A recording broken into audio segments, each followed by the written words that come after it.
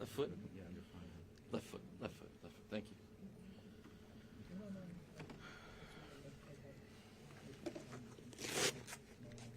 How's everybody doing?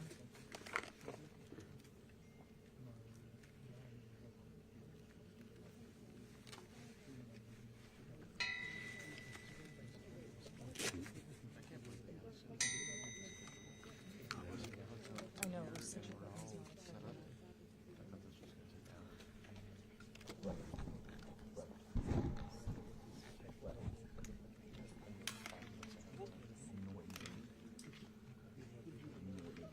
Sir, sir, if you could please take like a half step back. Those are really wide angle lenses, and you'll if the two of you move forward, you'll be in the shot as the ma'am in the white also. The farther y'all press forward, the more you're going to be in these shots. They're super wide angle. Thanks, Julio. Thank you. Oh, it's for AV? Oh, no, I'm going to set that. nothing for Alex. Alex, kick it over.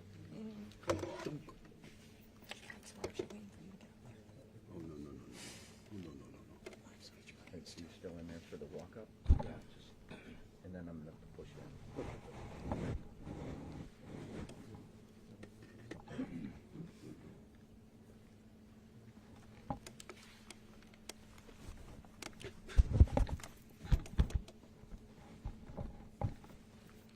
Test image. It's a handheld camera test image. Test image.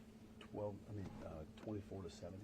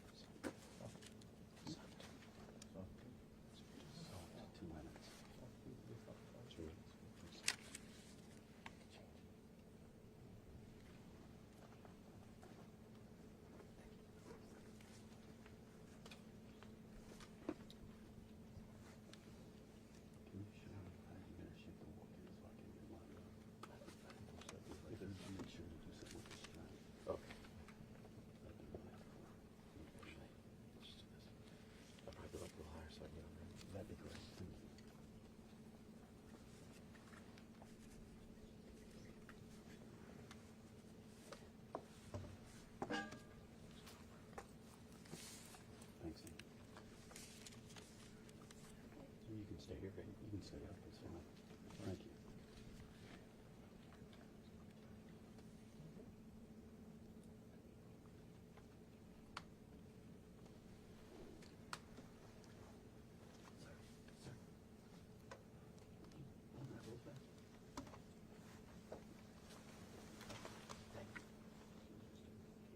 No, no, no, no, no.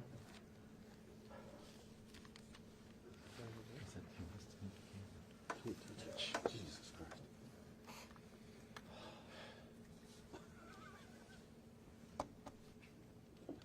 I remember my first day. This is the second class. 33 years ago. You get out. Yeah, that'll be fine.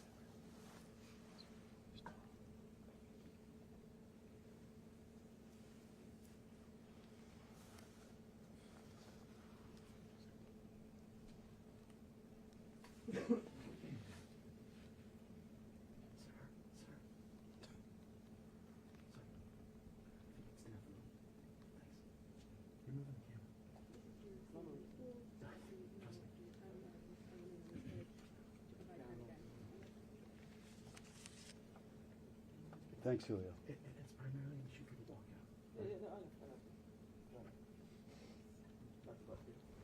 The rope is pushed in. Thank you. Thank you. Thanks, Julio.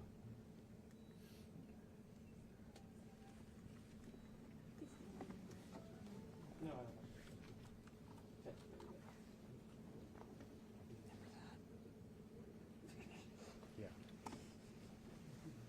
That's 16.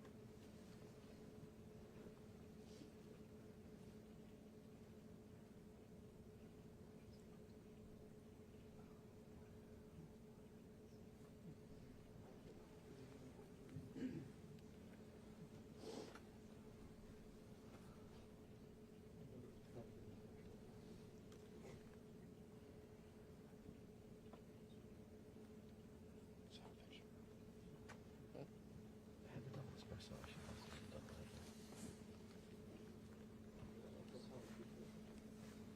Oh, Peter got that.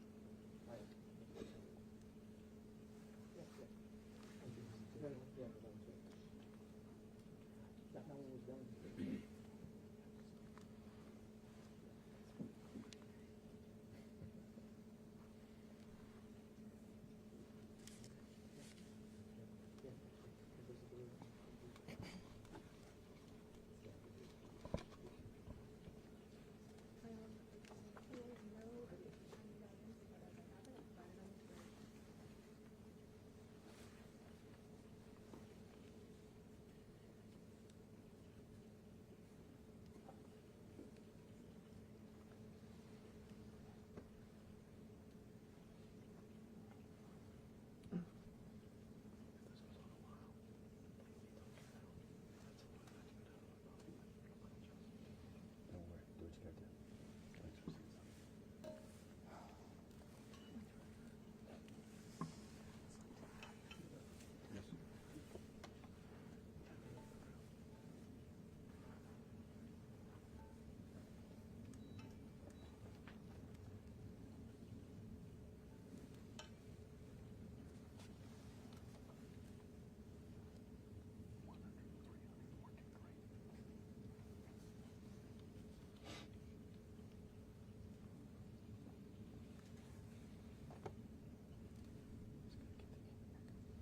Thanks for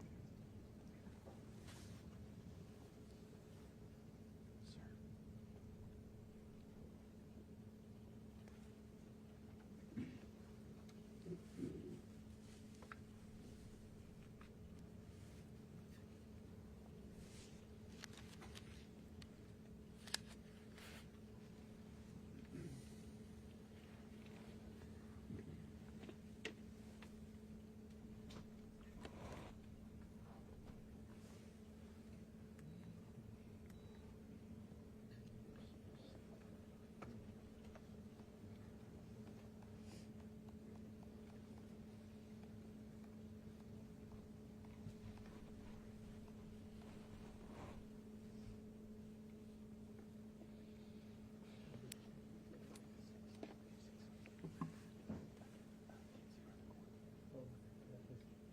Yes. Peter, no, one of the studios keeps popping in your shot, Yeah. they see it on the. Gotta watch on it.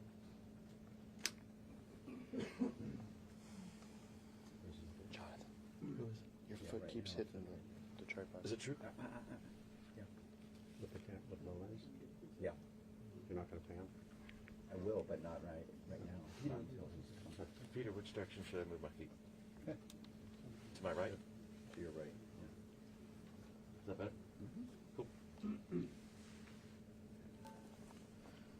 again, it's in the shot. Let me try to figure it out. Up or down here? Yeah, I mean, that's fine. That's fine. Okay. Like that's okay? Yeah.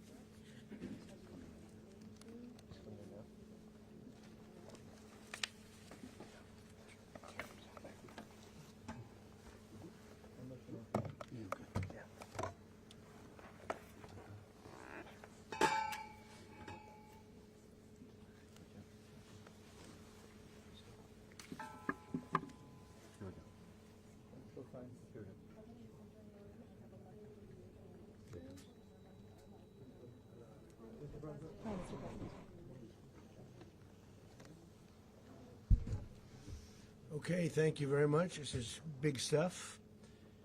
And we appreciate you being here. Late last night and early today, at my direction, the United States Armed Forces conducted an extraordinary military operation in the capital of Venezuela. Overwhelming American military power, air, land, and sea, was used to launch a spectacular assault. And it was an assault like people have not seen since World War II. It was a force against a heavily fortified military fortress in the heart of Caracas to bring outlaw dictator Nicolás Maduro to justice. This was one of the most stunning, effective, and powerful displays of American military might and competence in American history. And if you think about it, we've done some other good ones, like the attack on Soleimani, the attack on al-Baghdadi, and the obliteration and decimation of the Iran nuclear sites just recently in an operation known as Midnight Hammer, all perfectly executed and done. No nation in the world could achieve what America achieved yesterday, or frankly in just a short period of time. All Venezuelan military capacities were rendered powerless as the men and women of our military, working with U.S. law enforcement, successfully captured Maduro in the dead of night. It was dark.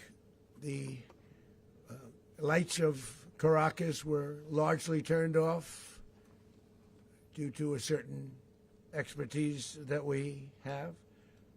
It was dark and it was deadly. But captured along with his wife,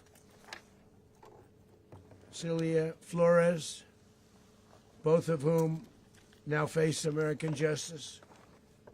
Maduro and Flores have been indicted in the Southern District of New York, Jay Clayton, for their campaign of deadly narco-terrorism against the United States and its citizens. I want to thank the men and women of our military who achieved such an extraordinary success overnight with breathtaking speed, power, precision, and competence. You rarely see anything like it. You've seen some raids in this country that didn't go so well. They were an embarrassment. If you look back to Afghanistan, or if you look back to the Jimmy Carter days, they were different days. We're a respected country again, like never before. These highly trained warriors, operating in collaboration with U.S. law enforcement, caught them in a very ready position. They were waiting for us. They knew we had many ships out in the sea, just sort of waiting. They knew we were coming. So they were in a ready, what's called a ready position. But they were completely overwhelmed and very quickly incapacitated. If you would have seen what I saw last night, you would have been very impressed. I'm not sure that you'll ever get to see it, but it was an incredible thing to see. Not a single American service member was killed, and not a single piece of American equipment was lost. We had many helicopters, many planes, many people involved in that fight. But think of that, not one piece of military equipment was lost, not one service member was, more importantly, killed. The United States military is the strongest and most fearsome military on the planet by far. With capabilities and skills our enemies can scarcely begin to imagine. We have the best equipment anywhere in the world. There's no equipment like what we have, and you see that even if you just look at the boats. You know, we've knocked out 97% of the drugs coming in by sea. 90%. Each boat kills on average, 25,000 people. We knocked out 97%. And those drugs mostly come from a place called Venezuela. We're going to run the country until such time as we can do a safe, proper, and judicious transition. So we don't want to be involved with having somebody else get in and we have the same situation that we had for the last long period of years. So we are going to run the country until such time as we can do a safe, proper, and judicious transition. And it has to be judicious because that's what we're all about. We want peace, liberty, and justice for the great people of Venezuela, and that includes many from Venezuela that are now living in the United States and want to go back to their country. It's their homeland. We can't take a chance that somebody else takes over Venezuela that doesn't have the good of the Venezuelan people in mind. We've had decades of that. We're not going to let that happen.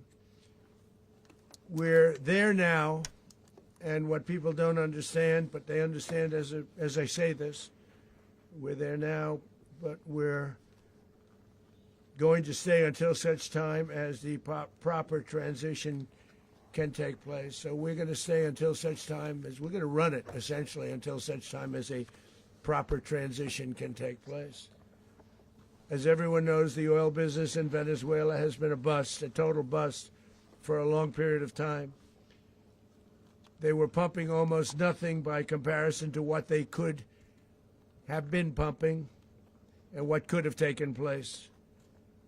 We're going to have our very large United States oil companies, the biggest anywhere in the world, go in, spend billions of dollars, fix the badly broken infrastructure, the oil infrastructure, and start making money for the country. And we are ready to stage a second and much larger attack if we need to do so. So we were prepared to do a second wave if we needed to do so. We actually assumed that a second wave would be necessary, but now it's probably not. The first wave, if you'd like to call it that, the first attack was so successful, we probably don't have to do a second, but we're prepared to do a second wave, a much bigger wave, actually. This was pinpoint, but we have a much bigger wave that probably won't have to do. This partnership of Venezuela with the United States of America, a country that everybody wants to be involved with because of what we were able to do and accomplish, will make the people of Venezuela rich, independent, and safe. And it will also make the many, many people from Venezuela that are living in the United States extremely happy. They suffered. They suffered. So much was taken from them. They're not going to suffer anymore. The illegitimate dictator Maduro was the kingpin of a vast criminal network responsible for trafficking colossal amounts of deadly and illicit drugs into the United States.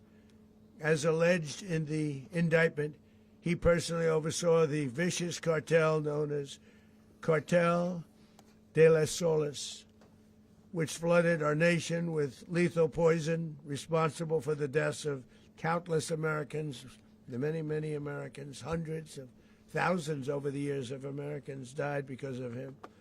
Maduro and his wife will soon face the full might of American justice and stand trial on American soil.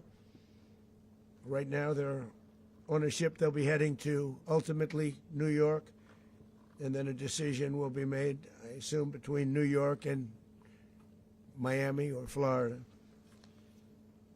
But we have people where the overwhelming evidence of their crimes will be presented in a court of law. And I've seen it. I've seen what we have. It's both horrible and breathtaking that something like this could have been allowed to take place. For many years after his term as president of Venezuela expired, Maduro remained in power and waged a ceaseless campaign of violence, terror, and subversion against the United States of America, threatening not only our people, but the stability of the entire region. And you all saw it. In addition to trafficking gigantic amounts of illegal drugs that inflicted untold suffering and human destruction all over the country, all over, in particular, the United States. Maduro sent savage and murderous gangs, including the bloodthirsty prison gang, Tren de Aragua, to terrorize American communities nationwide, and he did indeed. They were in Colorado. They took over apartment complexes. They cut the fingers off people if they called police. They were brutal, but they're not so brutal now. And I just have to congratulate our military, Pete and everybody, and our National Guard, because the job that they've done, whether it's in Washington, D.C., where we have a totally safe city, where it was one of the most unsafe cities anywhere in the world, frankly, and now we have no crime in Washington, D.C. We haven't had a killing. We had the terrorist attack a few weeks ago. A little bit of a different kind of a threat, but we haven't had a killing in a long period of time, 6-7 months. We used to have two, on average, 2 a week in Washington, our capital. We don't have that anymore. The restaurants are opening. Everyone's happy. They're going, they're walking their daughters, they're walking their children, their wives. They walk to restaurants. Restaurants are opening all over Washington, D.C. So I want to thank the National Guard. I want to thank our military. And I want to thank law enforcement. It's been amazing. And they should do it with more cities. We're doing it, as you know, and we're doing it in Memphis, Tennessee right now, and crime is down. We've just sort of started a few weeks ago, but crime is down now 77%. And the governor of Louisiana called, great person, and he wanted us to help him, as you know, in a certain very nice part of Louisiana, and we have done that. And it was a rough section, and we have crime down. I understand it's down to almost nothing already after 2.5 weeks. New Orleans, it's down to almost nothing, and we've only been there for 2.5 weeks. Can't imagine why governors wouldn't want us to help. We also helped, as you know, in Chicago, and crime went down a little bit there. We did a very small help because we had no working ability with the governor. The governor was a disaster, and the mayor was a disaster. But it knocked down crime. But we're pulling out of there when they need us. We'll know. You'll know. You'll be writing about it. And likewise, Los Angeles, where we saved Los Angeles early on, where the head of the police department made a statement that if the federal government didn't come in, we would have lost Los Angeles. That's long after the fires. That's when they had the riots in Los Angeles. We did a great job. Got no credit for it whatsoever, but that's okay. It doesn't matter. We don't need the credit. But we'll be pulling out when they need us. They'll call, or we'll go back if we have to. We'll go back. But we did a great job in various cities. But the place that we're very proud of is Washington, D.C., because it's our nation's capital. We took it from being a crime-ridden mess to being one of the safest cities in the country. But the gangs that they sent raped, tortured, and murdered American women and children. They were in all of the cities I mentioned, Tren de Aragua. And they were sent by Maduro to terrorize our people, and now Maduro will never again be able to threaten an American citizen or anybody from Venezuela. There will no longer be threats. For years I've highlighted the stories of those innocent Americans whose lives were so heartlessly robbed by this Venezuelan terrorist organization. Really one of the worst. One of the worst, they say the worst. Americans like 12-year-old Jocelyn Nungari from Houston. Beautiful Jocelyn Nungari, what happened to her? They, as you know, they kidnapped, assaulted, and murdered by Tren de Aragua animals. They murdered Jocelyn and left her dead under the bridge. There was a bridge that will never be the same to so many people after seeing what happened. As I've said many times, the Maduro regime emptied out their prisons, sent their worst and most violent monsters into the United States to steal American lives. And they came from mental institutions and insane asylums. They came from prisons and jails. The reason I say both, they sound similar. Actually, prisons, little bit more hostile, a little bit tougher. A mental institution isn't as tough as an insane asylum, but we got them both. They sent from their mental institutions, they sent from their jails, prisons. They were drug dealers, they were drug kingpins. They sent everybody bad into the United States, but no longer. And we have now a border where nobody gets through. In addition, Venezuela unilaterally seized and stole American oil, American assets, and American platforms, costing us billions and billions of dollars. They did this a while ago, but we never had a president that did anything about it. They took all of our property. It was our property. We built it. And we never had a president that decided to do anything about it. Instead, they fought wars that were 10,000 miles away. We built Venezuela oil industry with American talent, drive, and skill, and the socialist regime stole it from us during those previous administrations, and they stole it through force. This constituted one of the largest thefts of American property in the history of our country. Considered the largest theft of property in the history of our country. Massive oil infrastructure was taken like we were babies, and we didn't do anything about it. I would have done something about it. America will never allow foreign powers to rob our people or drive us back into and out of our own hemisphere. That's what they did. Furthermore, under the now deposed dictator Maduro, Venezuela was increasingly hosting foreign adversaries in our region and acquiring menacing offensive weapons that could threaten U.S. interests and lives. And they used those weapons last night. Potentially in league with the cartels operating along our border. All of these actions were in gross violation of the core principles of American foreign policy, dating back more than 2 centuries, and not anymore. All the way back, it dated to the Monroe Doctrines, and the Monroe Doctrine is a big deal, but we've superseded it by a lot. By a real lot. They now call it the Monroe Document. I don't know. It's Monroe Doctrine. We sort of forgot about it. It was very important, but we forgot about it. We don't forget about it anymore. Under our new national security strategy, American dominance in the Western Hemisphere will never be questioned again. Won't happen. So just in concluding, for decades, other administrations have neglected or even contributed to these growing security threats in the Western Hemisphere. Under the Trump administration, we are reasserting American power in a very powerful way in our home region.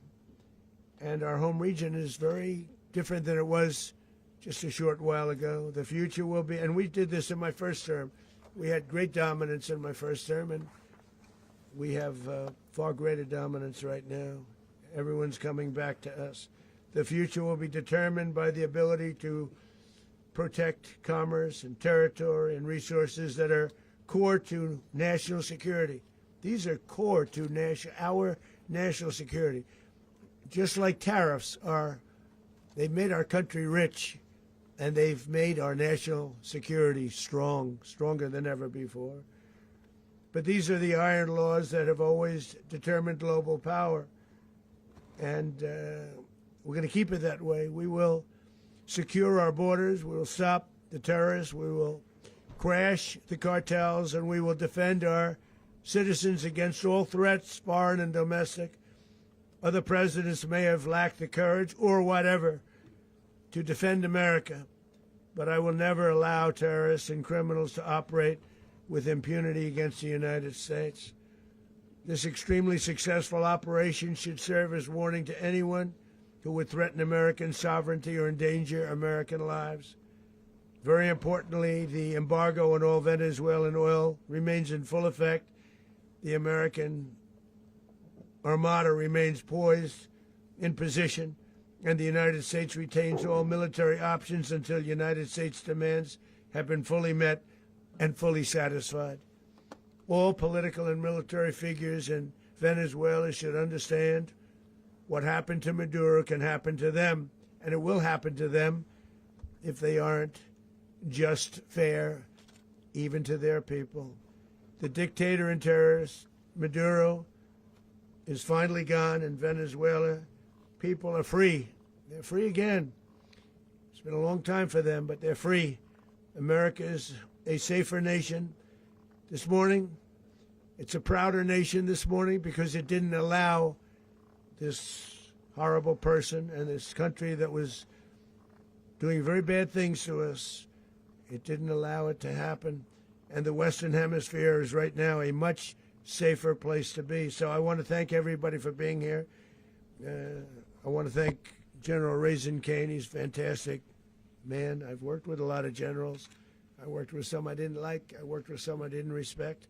I worked with some that just weren't good. But this guy is fantastic. I watched last night one of the most precise attacks on sovereignty. I mean, it was an attack for justice. And I'm very proud of him, and I'm very proud of our Secretary of War, Pete Hegseth, who I'm going to ask to say a few words. Thank you very much. Mr. President, can you explain how the U.S. will run Venezuela? Well, thank you, Mr. President. Finally, a commander-in-chief the world respects and the American people deserve. And as the President said, words can barely capture the bravery and the power and the precision of this historic operation. A massive joint military and law enforcement raid flawlessly executed by the greatest Americans our country has to offer. American warriors are second to none, the best in the world and the best of our country. What all of us witnessed last night was sheer guts and grit, gallantry, and glory of the American warrior.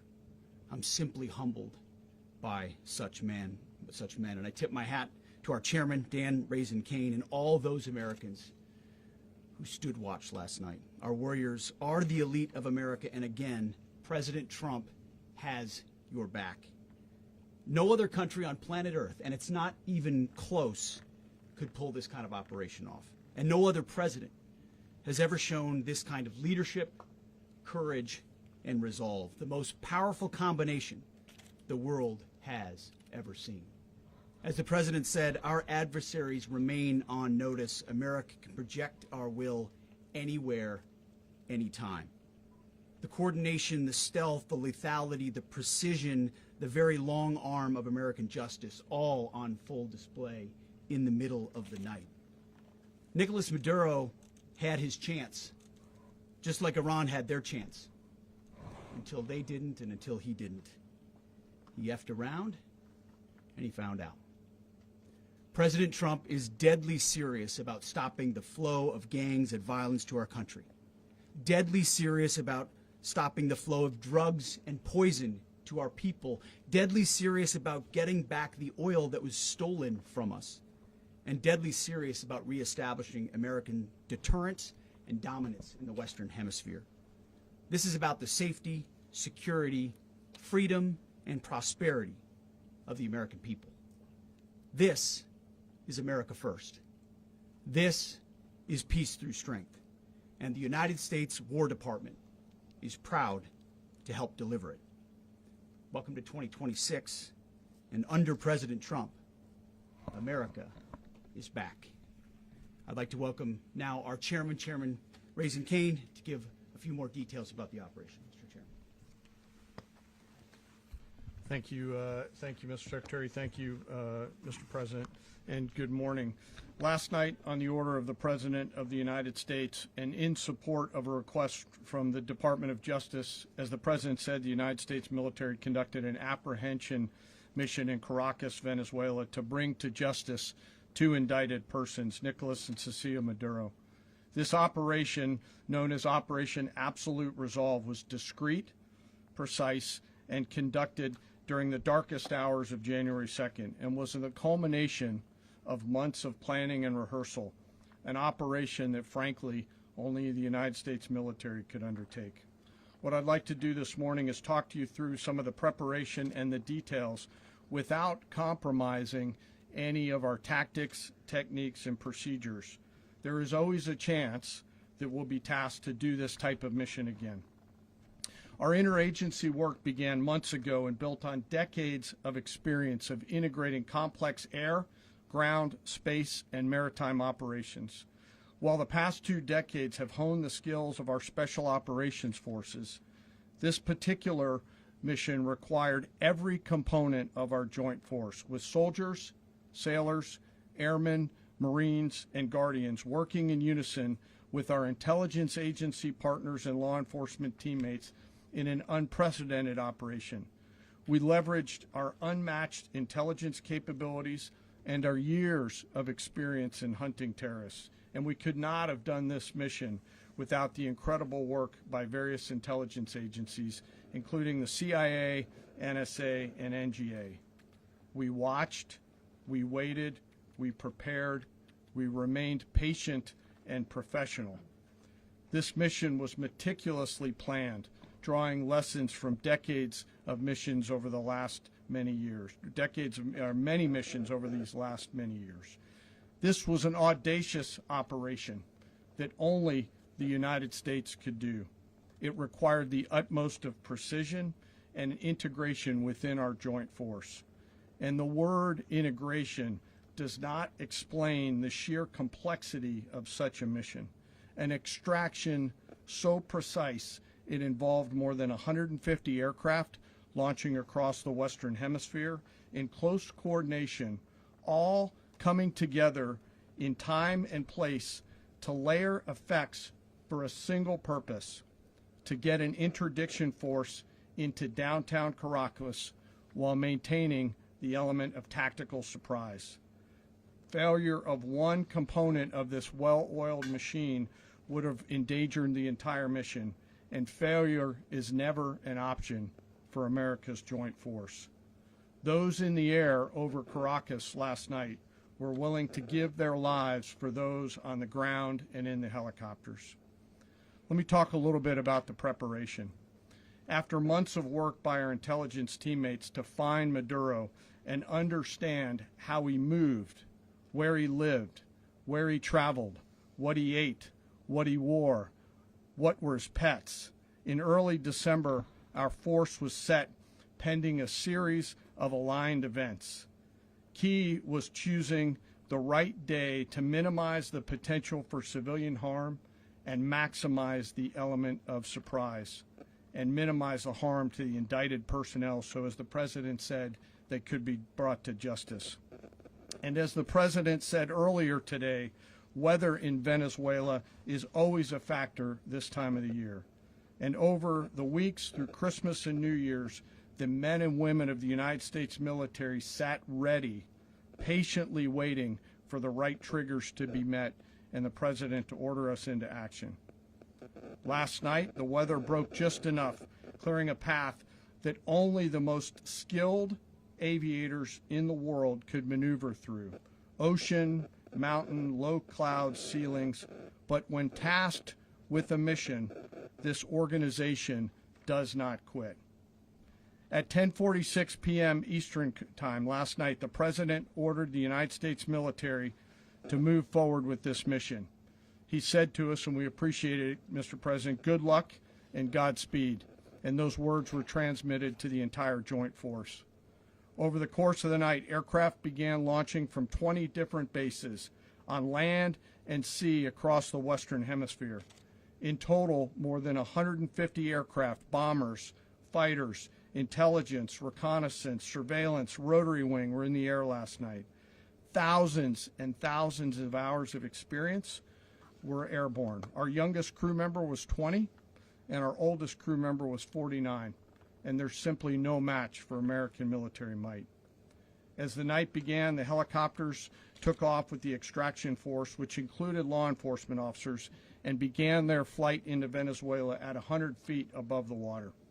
As they approached Venezuelan shores, the United States began layering different effects provided by Spacecom, Cybercom, and other members of the interagency to create a pathway. Overhead, those forces were protected by aircraft from the United States Marines, the United States Navy, the United States Air Force, and the Air National Guard. The force included F-22s, F-35s, F-18s, EA-18s, E-2s, B-1 bombers, and other support aircraft, as well as numerous remotely piloted drones. As the force began to approach Caracas, the Joint Air Component began dismantling and disabling the air defense systems in Venezuela, employing weapons to ensure the safe passage of the helicopters into the target area. The goal of our air component is, was, and always will be to protect the helicopters and the ground force and get them to the target and get them home. As the force crossed the last point of high terrain where they'd been hiding in the clutter, we assessed that we had maintained totally the element of surprise. As the helicopter force ingressed towards the objective at low level, we arrived at Maduro's compound at 1:01 a.m. Eastern Standard Time, or 2:01 a.m. Caracas local time, and the apprehension force descended into Maduro's compound and moved with speed, precision, and discipline towards their objective and isolated the area to ensure the safety and security of the ground force while apprehending the indicted persons. On arrival into the target area, the helicopters came under fire, and they replied with that fire with overwhelming force in self-defense. One of our aircraft was hit but remained flyable, and as the President said earlier today, all of our aircraft came home, and that aircraft remained flyable during the rest of the mission. As the operation unfolded at the compound, our air and ground intelligence teams provided real-time updates to the ground force, ensuring those forces could safely navigate the complex environment without unnecessary risk. The force remained protected by overhead tactical aviation. Maduro and his wife, both indicted, gave up and were taken into custody by the Department of Justice, assisted by our incredible U.S. military with professionalism and precision, with no loss of U.S. life. After securing the indicted persons, the force began to prep for departure. Helicopters were called in to exfiltrate the extraction force, while fighter aircraft and remotely piloted aircraft provided overhead coverage and suppressive fire. There were multiple self-defense engagements as the force began to withdraw out of Venezuela. The force successfully exfiltrated and returned to their afloat launch bases, and the force was over the water at 3:29 a.m. Eastern Standard Time with indicted persons on board. And both Maduro and his wife were embarked aboard the USS Iwo Jima. In closing, what we've witnessed today is a powerful demonstration of America's joint force. We think, we develop, we train, we rehearse, we debrief, we rehearse again and again, not to get it right, but to ensure that we cannot get it wrong. Our jobs are to integrate combat power so when the order comes, we can deliver overwhelming force at the time and the place of our choosing against any foe anywhere in the world. I am immensely proud today of our joint force and filled with gratitude to represent them here today. There is simply no mission too difficult for these incredible professionals and the families that stand by them and support them. As we stand here this morning, our forces remain in the region at a high state of readiness, prepared to project power, defend themselves, and our interests in the region. This operation is a testament to the dedication and unwavering commitment to justice and our resolve to hold accountable those who threaten peace and stability.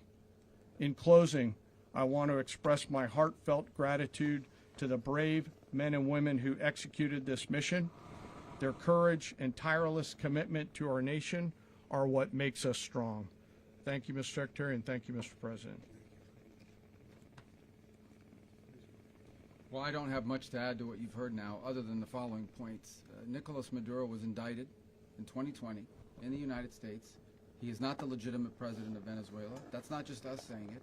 The first Trump administration, the Biden administration, the second Trump administration, none of those three recognized him. He's not recognized by the European Union and multiple countries around the world. He is a fugitive of American justice with a $50 million reward, which I guess we saved $50 million. And We should make sure. yeah, exactly. But Don't let anybody claim it. Nobody deserves it but us.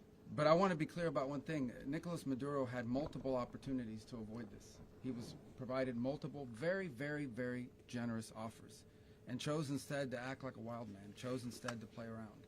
And the result is what we saw tonight. The other message here is the following. You have a guy, like many people around the world, they like to play games. You have a guy who decides he's going to invite Iran into his country, is going to, do the confiscation of American oil companies, is going to flood our country with gang members, is going to take Americans prisoner and try to hold them for hostage and trade them like he was able to do with the Biden administration. Basically likes to play games all this time and thinks nothing's going to happen. And I hope what people now understand is that we have a president. The 47th president of the United States is not a game player. When he tells you that he's going to do something, when tells you he's going to address a problem, he means it. He actions it. I can tell you, I've watched this process now for 14, 15 years, been around it. Everybody talks. I'm going to do this. I'm going to do that. When I get there, we're going to do this. We're going to take. This is a president of action. Like, I don't understand yet how they haven't figured this out. And now, if you don't know, now you know. Because this is the way it's going to play out. And I think people need to understand that this is not a president that just talks and does letters and press conferences. And, if he says he's serious about something, he means it. And this is something that was a direct threat to the national interest of the United States, and the president addressed it. There's a president of peace, by the way. I told you what I just said earlier. This guy had multiple opportunities to find his way somewhere else and figure out another. He could have been living somewhere else right now very happy, but instead he wanted to play big boy. And so now, he's got other sets of problems on his hands. And but I think the message here should be for the world. Look, the president doesn't go out looking for people to pick fights with. He's not, generally wants to get along with everybody. We'll talk and meet with anybody, but don't play games. Don't play games with this president's in office, because it's not going to turn out well. And so I hope that, I guess that lesson was learned last night, and we hope it'll be instructive moving forward. Is that a message for Cuba? Mr. President. Mr. President. Mr. President. Mr. President. Mr. President. Mr. President, you said that the U.S. is going to run Venezuela. So who's in power right now? Well, we're going to be running it with a group, and we're going to make sure it's run properly. We're going to rebuild the oil infrastructure, which will cost billions of dollars. It'll be paid for by the oil companies directly. They will be reimbursed for what they're doing, but it's going to be paid. And we're going to get the oil flowing the way it should be. As you know, it was just a minor flow. It was actually a minor flow for what they have. But we're going to run it properly, and we're going to make sure the people of Venezuela are taken care of.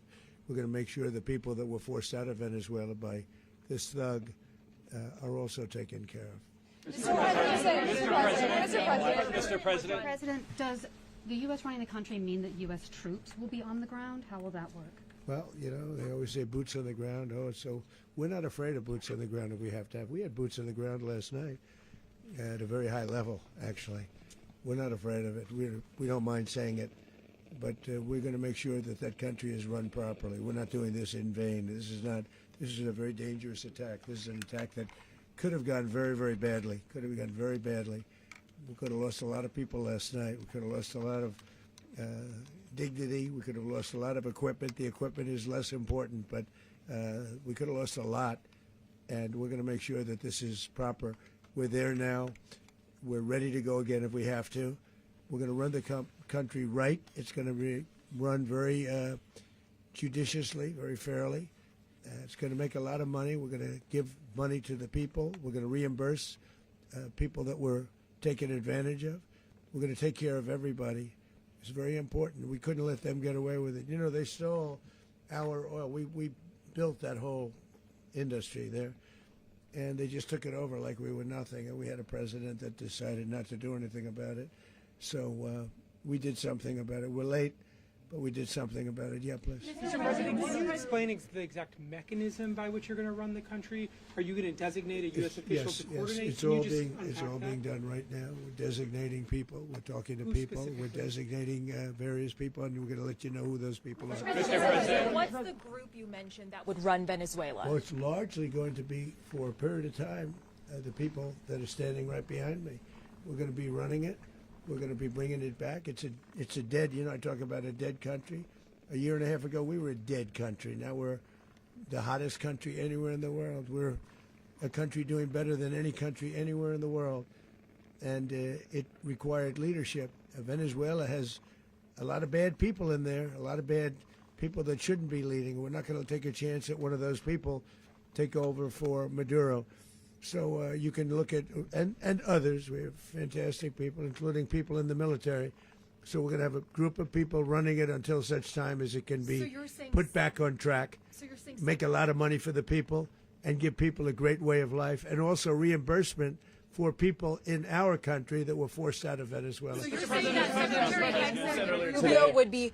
You said earlier today that you weren't going to back Machado to come back and be the opposition leader in your Fox and Friends interview. And then you also mentioned the vice president of Venezuela. Are you going to work with the vice president of Venezuela, or how do you foresee the relationship Well, going? I understand she was just sworn in, but she was, as you know, picked by Maduro. So Marco's working on that directly. He just had a conversation with her, and she's essentially willing to do what we think is necessary to make Venezuela great again. Very simple. Mr. President, Colombian President Gustavo Petro, a couple weeks ago, he said he's got to watch his ass. And today, he said he's not concerned about anything happening to him in the aftermath of this operation. So, just what your message is Well, about he that. has cocaine mills. He has factories where he makes cocaine. And yeah, I think I stick by my first statement. He's making cocaine. They're sending it into the United States. So he does have to watch his ass. Mr. President, did you notify any members of Congress in advance? Marco, do you want to talk about that? Because you were involved in Sure. We call members of Congress immediately after. This was not the kind of mission that you can do congressional notification on. It was a trigger-based mission in which conditions had to be met night after night. We watched and monitored that for a number of days. So it's just simply not the kind of mission you can call people and say, hey, we may do this at some point in the next 15 days. But it's largely a law enforcement function. Remember, at the end of the day, at its core, this was an arrest of 2 indicted fugitives of American justice, and the Department of War supported the Department of Justice in that job. Now, there are broader policy implications here, but it's just not the kind of mission that you can pre-notify because it endangers the mission. Mr. President, you are one of the only people who watch this live. Congress has a tendency to leak. This would not be good. If they leaked, General, I think it would have been maybe a very different result. But I have to say, they knew we were coming at some point, A lot of ships out there, they sort of knew we were coming. But Congress will leak, and we don't want leakers. You were one of the only people to watch this all play out live. What was Maduro doing when the U.S. forces entered what I assume would be his home? And also, was there any point where the U.S. was considering if Maduro pushed back or resisted killing Maduro? It could have happened. It could have happened. He was trying to get into a safe place. You know what a safe place is, all steel. And he wasn't able to make it to the door because our guys were so fast. They went through the opposition so fast. And there was a lot of opposition. People were wondering, do we get them by surprise? Sort of surprised, but they were waiting for something. It was a lot of opposition. There was a lot of gunfire. You saw some of it today. But he was trying to get to a safe place, which wasn't safe because we would have had the door blown up in about 47 seconds, they say on average, regardless of how thick the steel was. It was a very thick door. It was a very heavy door, but he was unable to get to that door. He made it to the door. He was unable to close it. So where is Maduro going to be in the time being? Go ahead, finish. Where is Maduro going to be in the time being right now? Do you know his exact Well, whereabouts? eventually, ultimately, in the near future, he's going to be brought to New York. And where is he going to be held? Where is he going to be held in New York? Do you know? That's going to be up to the officials that do these things. Mr. President, the U.S. has something of a mixed track record of ousting dictators without necessarily a plan for what comes afterwards. Not with Did me, that weigh on your decision? Well, that's why we had different presidents, but with me, that's not true. With me, we've had a perfect track record of winning. We win a lot, and we win. If you look at Soleimani, you look at al-Baghdadi, you look at the Midnight Hammer. Midnight Hammer was incredible. Right now, you wouldn't have peace in the Middle East. We have essentially peace in the Middle East because of that. If we weren't successful with Midnight Hammer, you wouldn't have peace in the Middle East. So, with me, you've had a lot of victory. You've had only victories. You've had no losses. Yeah. Mr. President, how long do you expect the U.S. to run Venezuela, and how soon do you want the Venezuelan people to hold elections? So I'd like to do it quickly, but it takes a period of time. We're rebuilding. We have to rebuild their whole infrastructure. The infrastructure is rotted. it's actually very dangerous. It's blow up territory. Oil is very dangerous. It's a very dangerous thing to take out of the ground. It can kill a lot of people. It has killed a lot of people doing just that. The infrastructure is old. It's rotted. Much of it is stuff that we put there 25 years ago, and we're going to be replacing it. And we're going to take a lot of money out so that we can take care of the country. Are you saying that Secretary Rubio and Mr. President, China, Russia, and Iran have interests in Venezuela. How does this operation affect your relationships with them when it comes to the oil and the drugs? And Russia, Russia when we get things straightened out. But in terms of other countries that want oil, we're in the oil business. We're going to sell it to them. We're not going to say we're not going to. In other words, we'll be selling oil, probably in much larger doses because they couldn't produce very much because their infrastructure was so bad. So we'll be selling large amounts of oil to other countries, many of whom are using it now, but I would say many more will come. Are you saying that, Mr. President, are you saying that? Mr. President, thank you. What is your message to the people of Venezuela today? Of course, the civilian population specifically, they have a lot of questions. What is your message to the people of Venezuela? That you're going to have peace, justice. You're going to have some of the riches that you should have had for a long period of time. It was stolen from you. But you're going to have peace and you're going to have safety. You're going to have justice. You're going to have a country. You're going to have a real country. You're going to have potentially a great country. You know, if you go back 20 years, maybe even a little longer ago, that was a great country. And they destroyed it. Remember I said that if we lose this election, the United States will be Venezuela on steroids. That's what would have happened.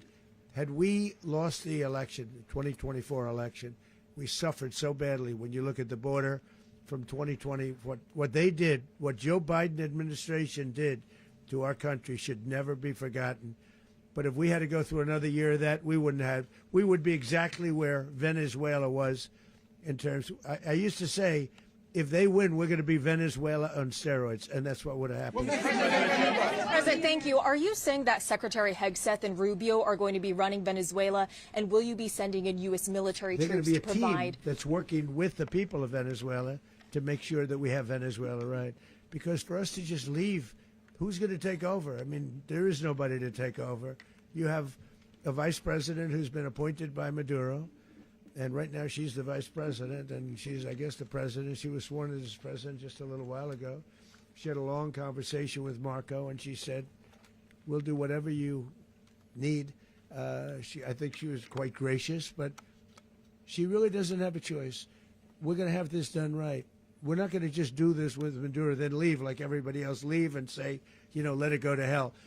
If we just left, it has zero chance of ever coming back. We'll run it properly. We'll run it professionally. We'll have the greatest oil companies in the world go in and invest billions and billions of dollars and take out money, use that money in Venezuela. And the biggest beneficiary are going to be the people of Venezuela. And also, I can't stress this strongly enough, the people that got thrown out of Venezuela that are now in the United States, and frankly, some want to stay and some probably want to go back. Yeah. So, Mr. President, what's being done to protect Americans in the country, and were any of the detained Americans Well, right now they're rescued very last protected night? because nobody's going to mess with us. They're very protected. The people of, and we let them know that you better not touch one of them. Mr. President, are you concerned that bad elements of the Maduro regime will remain in place? Well, we know who they are. We're on them, and they're acting much differently now than they would have acted 2 days ago. And what can you okay, say wait, about behind you, please. Mr. President, why is running a country in South America America first? Well, I think it is because we want to surround ourselves with good neighbors. We want to surround ourselves with stability. We want to surround ourselves with energy. We have tremendous energy in that country. It's very important that we protect it. We need that for ourselves. We need that for the world. And we want to make sure we can protect it. Mr. President. Yes, sir. Please, go ahead. Yeah, is there a message here for Cuba and Diaz-Canel? Well, Cuba is an interesting case. Cuba is, not doing very well right now. That system has not been a very good one for Cuba. The people there have suffered for many, many years. And I think Cuba is going to be something we'll end up talking about because Cuba is a failing nation right now, very badly failing nation. And we want to help the people. It's very similar in the sense that we want to help the people in Cuba, but we want to also help the people that were forced out of Cuba. And living in this country. Do you want to say something about that, Marco, please? Well, I mean, I just gave you a statement a few minutes ago about, when the president speaks, you should take him seriously. So suffice it to say, Cuba is a disaster. It's run by incompetent, senile men, and in some cases, not senile, but incompetent nonetheless. It has no economy. It's in total collapse. And by the way, they were, all of the guards that helped protect Maduro, this is well known, their whole spy agency, all that were full of Cubans. I mean, it's amazing. This poor island took over Venezuela in some cases. One of the biggest problems the Venezuelans have is they have to declare independence from Cuba. They tried to basically colonize it from a security standpoint. So, yeah, look, if I lived in Havana and I was in the government, I'd be concerned, at least a little bit. Cutting off the oil flow to Cuba from Venezuela? Well, the president already announced a week ago that anything that's sanctioned, it's sanctioned oil, it's not going to be allowed to get there. So that's an Mr. President. The answer is yes. Mr. President, you. Is the U.S. aware of the location of opposition leader Machado, and have you been in contact with her? No, we haven't. No, we haven't. Mr. President, how many hesitations about Machado? Mr. President, on Monday. Oh, I think it would be very tough for her to be the leader. She doesn't have the support within or the respect within the country. She's a very nice woman, but she doesn't have the respect. Mr. President, is it possible that the U.S. ends up administrating Venezuela for years? Well, it won't cost us anything because the money coming out of the ground is very substantial, so it's not going to cost us anything. So the U.S. isn't going to dedicate any money to. Well, we want safety there. We want to be surrounded by countries that aren't housing all of our enemies all over the world. That's what was happening, and you don't want to have that.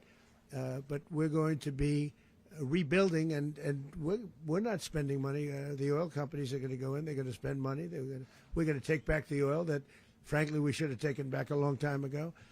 A lot of money is coming out of the ground. We're going to get reimbursed for all of that. We're going to get reimbursed for everything that we spend.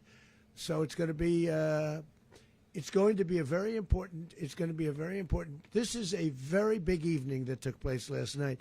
We have to be surrounded by safe, secure countries. And we also have to have energy, very important. We have to have energy that's real energy, not where they're getting 4% and 5% of the energy out of the ground. You take a look, it was such a disaster. So what's going to happen with Venezuela, I think, over the next period of a year is going to be a great thing. And the people of Venezuela will be the biggest beneficiaries. Mr. President, on Monday,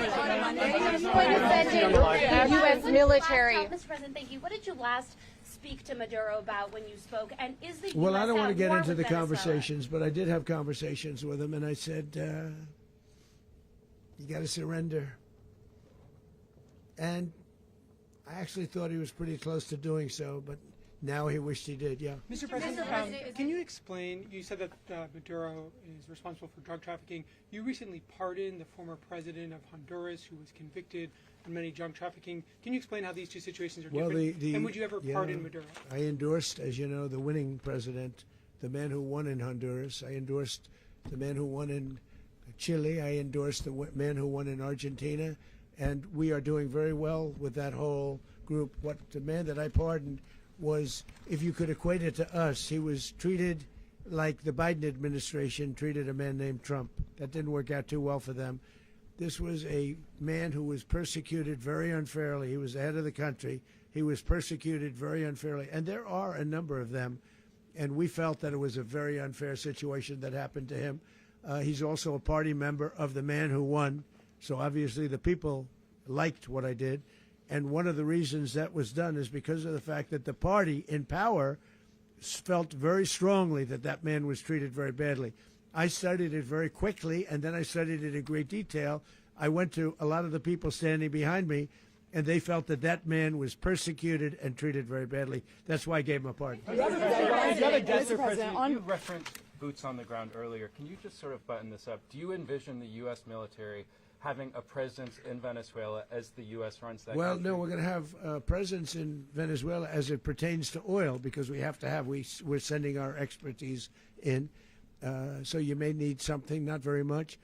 But no, we're going to be taking out a tremendous amount of wealth out of the ground, and that wealth is going to the people of Venezuela and people from outside of Venezuela that used to be in Venezuela.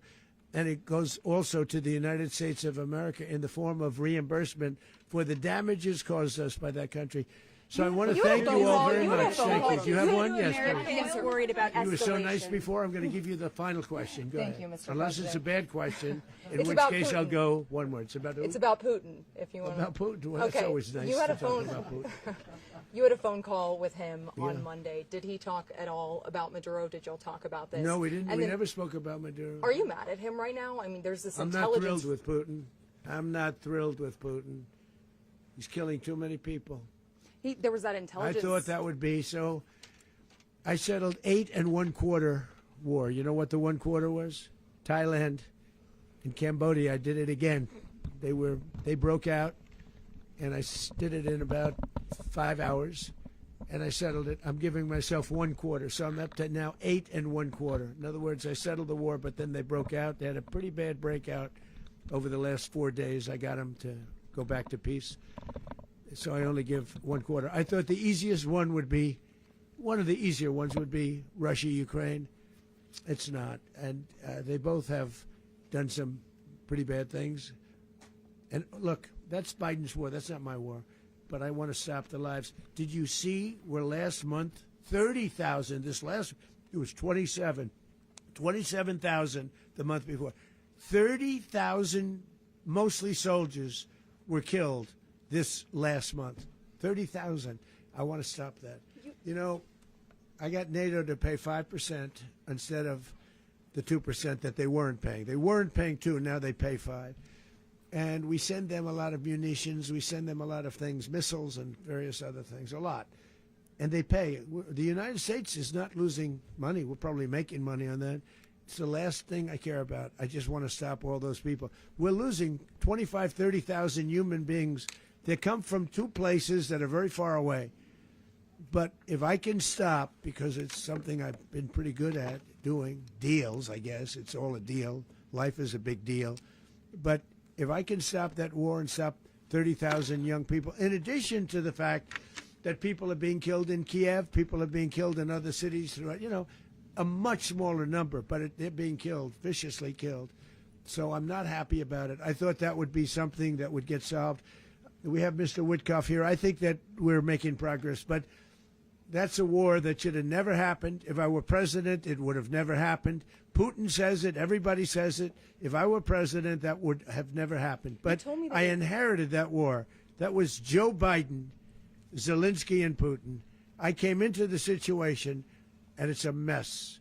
And I will say this. I watched an operation last night that was so precise, that was so brilliant. I mean, it was incredible. If we had our people, like this general and our people involved, that war would not have gone on very long, that I can tell you. That war, to use an old term, that war has become a bloodbath, and we want it to get stopped. Thank you very much.